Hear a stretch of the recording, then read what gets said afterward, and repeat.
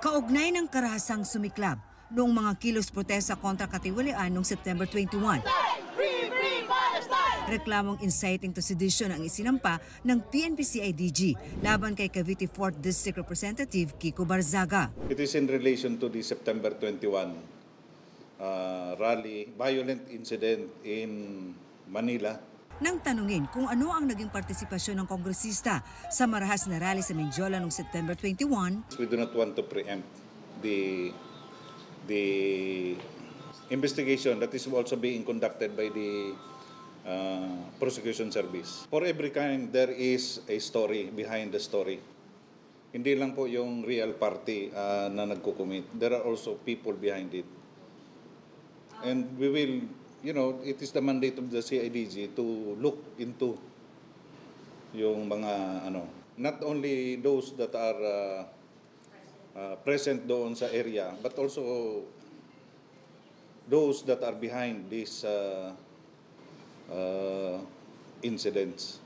Bago pa ang anunsyo ng PNP-CIDG, ipinost online ni Barzaga ang sabpinang ito mula sa Quezon City Prosecutor para paharapin siya sa preliminary investigation sa mga kaso kaugnay ng paglabag sa Article 138 and 142 ng Revised Penal Code na may kaugnayan sa inciting to rebellion at inciting to sedition.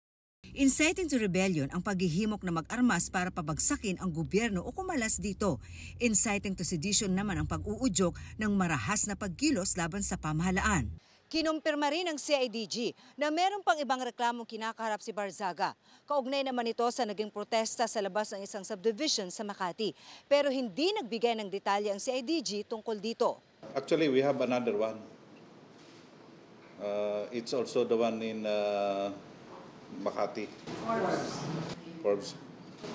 So another one for Barzaga. Yes, but I will not comment on that as yet because we do not want to preempt the investigation, the preliminary investigation being conducted by the prosecution service. Matatandang kasama si Barzaga sa rally na ito sa Makati. Hindi, bati tayo. Meow, start listening to the people, or maybe you won't have the opportunity anymore if it's too late. Para kay Deputy Speaker Ronaldo Puno, magandang kinasuan si Barzaga para madala. Buti na rin dinimanda siya ng CIDG kasi baka akala niya nakakatawa yun. Di ba? So, para madala naman siya. Sa ethics complaint naman nilalaban kay Barzaga, nitong Lunes dapat ang hearing ulit sa kaso laban sa kongresista pero nakansela dahil sa bagyo. Itutuloy ito sa Lunes.